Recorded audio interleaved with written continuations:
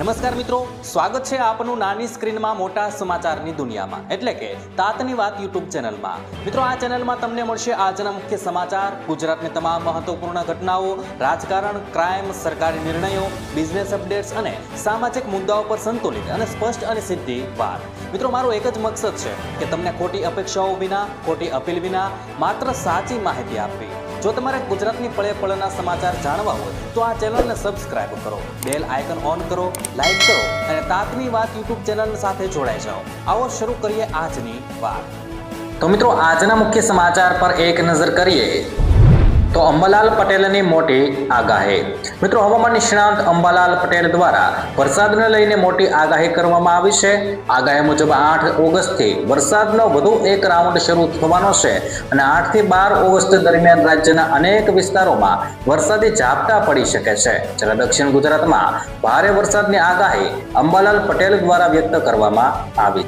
ત્યારબાદ મિત્રો, મહત્વના સમાચાર વિશે આગળ વાત કરીએ તો નીટની પરીક્ષામાં મોટા ફેરફાર. મિત્રો, કેન્દ્રીય સ્વાસ્થ્ય મંત્રાલયે નીટ પીજી 2026 માટે મોટા સુધારા જાહેર કર્યા છે. પેપર લીક રોકવા અને ધાંધલી અટકાવવા કડક પગલાં લેવાયા છે. 30 ઓગસ્ટે યોજાનારી આ પરીક્ષામાં 2.73 લાખ ઉમેદવારો ભાગ લેશે અને દેશના 340 શહેરના 1300 કેન્દ્રો પર એક જ શિફ્ટમાં પરીક્ષા લેવાશે અને વિદ્યાર્થીઓને નજીકના સેન્ટર આપવામાં આવશે. અને મિત્રો, એનટીની સુરક્ષા સુદૃઢ કરવા 7.5 કરોડનું ટેન્ડર બહાર પાડવામાં આવ્યું છે. ત્યારબાદ મિત્રો, મહત્વના સમાચાર વિશે આગળ વાત કરીએ તો હોમ લોનના ઈએમઆઈ ઘટશે કે વધશે. મિત્રો, સ્ટેટ બેંક ઓફ ઇન્ડિયાના રિસર્ચના તાજેતરના રિપોર્ટ મુજબ રિઝર્વ બેંક ઓફ ઇન્ડિયાની ઓગસ્ટ 2026ની એમપીએસ બેઠકમાં રેપો રેટમાં કોઈ ફેરફાર થવાની સંભાવના નથી. આગામી 2 ક્વાર્ટર સુધી રિટેલ મોંઘવારી 5%થી વધુ રહેવાની અપેક્ષા હોવાથી રિઝર્વ બેંક ઓફ ઇન્ડિયા દરો સ્થિર રાખી શકે છે અને આ પરિસ્થિતિના કારણે હોમ લોનના ઈએમઆઈમાં ગ્રાહકોને હાલમાં કોઈ તાત્કાલિક રાહત મળવાની કોઈ આશા દેખાતી નથી. ત્યારબાદ મિત્રો, મહત્વના સમાચાર વિશે આગળ વાત કરીએ તો પોસ્ટ ઓફિસની શાનદાર સ્કીમ. મિત્રો, પોસ્ટ ઓફિસની SCSS નિવૃત્તિ બાદ નિયમિત આવક મેળવવા માટે લોકપ્રિય સરકારી રોકાણ વિકલ્પ છે.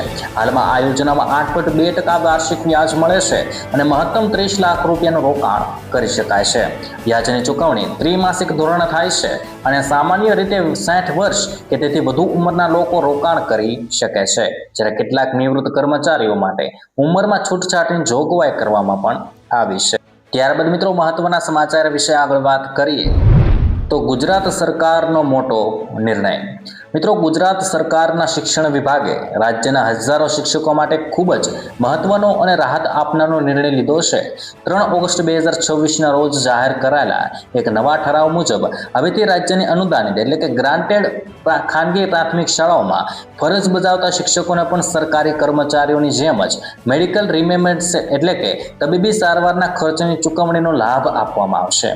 આ ઐતિહાસિક નિર્ણયથી પ્રાથમિક શિક્ષકોને મોટી આર્થિક સુરક્ષા મળી છે અને આ નવો નિયમ ઠરાવ જાહેર થઈને તારીખથી જ સમગ્ર રાજ્યમાં અમલમાં પણ આવી ગયો છે. ત્યારબાદ મિત્રો, મહત્વના સમાચાર વિશે આગળ વાત કરીએ તો રેલ બનાવોને જીતો 31,000 રૂપિયા. મિત્રો, વડનગરના શ્રાવણ ઉત્સવને વૈશ્વિક ઓળખ આપવા શ્રાવણ ઉત્સવ 2026 રેલ સ્પર્ધાનું આયોજન 2 થી 5 ઓગસ્ટ 2026 દરમિયાન માય ગવર્મેન્ટ ગુજરાત પોર્ટલ પર કરવામાં આવશે. અનંત અનાદિ વડનગર વિષય પર 1 થી 3 મિનિટની મૌલિક રીલ બનાવી ગુજરાતી, હિન્દી અથવા તો અંગ્રેજીમાં મોકલી શકાશે અને વિજેતાને અનુક્રમે 31,000 રૂપિયા, 21,000 રૂપિયા અને 11,000ના રોકડ ઇનામ આપવામાં આવશે. સ્પર્ધામાં ભાગ લેવા માટે માય ગવર્મેન્ટ ગુજરાત પોર્ટલ પર એન્ટ્રી સબમિટ કરી શકાશે.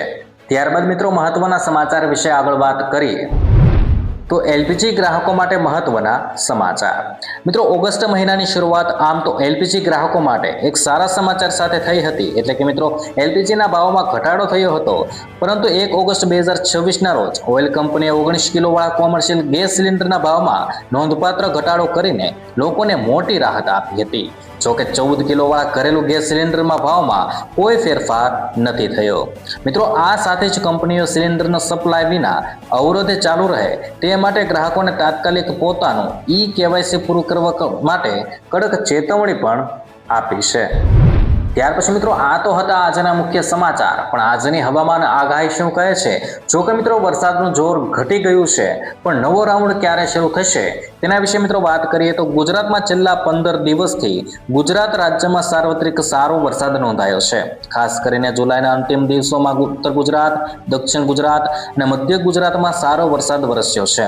દક્ષિણ ગુજરાતમાં બારે મેઘ ખાંગા જેવી સ્થિતિ થતા સુરત, નવસારીમાં પૂર જેવી સ્થિતિ સર્જાઈ હતી અને મિત્રો 2 ઓગસ્ટથી રાજ્યમાં વરસાદનું જોર ઘટી ગયું છે. છેલ્લા 24 કલાકમાં ઉત્તર ગુજરાત, મધ્ય ગુજરાત, દક્ષિણ ગુજરાત અને સૌરાષ્ટ્ર અને કચ્છમાં છૂટાછવાયા ઝાપટા સિવાય ક્યાંય નોંધપાત્ર વરસાદ નથી થયો. જોકે હજુ પણ કેટલાક જિલ્લા એવા છે જ્યાં વરસાદની ઘટ છે. આ સ્થિતિમાં અંબાલાલ પટેલે ફરી એકવાર વરસાદની આગાહી કરી છે અને 8 ઓગસ્ટથી ગુજરાતમાં ફરી એકવાર વરસાદનો નવો રાઉન્ડ શરૂ થાય તેવી શક્યતા પણ વ્યક્ત કરી છે. મિત્રો અંબાલાલ પટેલના જણાવ્યા અનુસાર 8 ઓગસ્ટથી રાજ્યમાં ફરી વરસાદી સિસ્ટમ સક્રિય બનવાની શક્યતા છે, જેના કારણે રાજ્યના અનેક વિસ્તારોમાં વરસાદનું જોર ફરી વધી શકે છે. મિત્રો તેમણે જણાવ્યું છે કે ઉત્તર ગુજરાતના અનેક વિસ્તારોમાં હળવાથી લઈને 3 થી 4 ઇંચ જેટલો વરસાદ પડી શકે છે અને વરસાદના કારણે કેટલાક વિસ્તારોમાં પાણી ભરાવાની સ્થિતિ પણ સર્જાઈ શકે છે. આ ઉપરાંત દક્ષિણ ગુજરાતના વિવિધ જિલ્લાઓમાં પણ સારા વરસાદની શક્યતા વ્યક્ત કરવામાં આવી છે અને વરસાદના કારણે નદીઓ અને જળાશયો નવા પાણીની આવક વધવાની સંભાવના પણ વ્યક્ત કરી છે. મિત્રો અંબાલાલ પટેલે વધુમાં જણાવ્યું છે કે સતત વરસાદના કારણે તાપી નદીના જળસ્તરમાં વધારો થઈ શકે છે, જેથી નદી કાંઠાના વિસ્તારોમાં રહેતા લોકોને સતર્ક રહેવાની જરૂર હોવાનું પણ સામે સૂચવ્યું છે. ત્યાર પછી મિત્રો વરસાદનું થોડું જોર ઘટી જશે. મિત્રો હવામાન વિભાગના જણાવ્યા અનુસાર દક્ષિણ ગુજરાતમાં વરસાદનું જોર હવે થોડું ઘટશે. જોકે દરિયાકાંઠાના વિસ્તારો અને દક્ષિણના આંતરિક કર્ણાટકમાં આગામી 2 દિવસમાં ભારેથી અતિ ભારે વરસાદ પડી શકે છે. બીજી તરફ ઉત્તર પૂર્વ ભારતમાં વરસાદ જોર પકડશે અને આગામી 5 દિવસમાં અહીં ઘણી જગ્યાએ ભારેથી અતિ ભારે વરસાદની આગાહી છે. આ ઉપરાંત મધ્ય અને પૂર્વ હિમાલયની તળેટીવાળા વિસ્તારોમાં પણ આગામી 4 અને 5 દિવસમાં સારો વરસાદ થવાની પણ સંભાવના છે.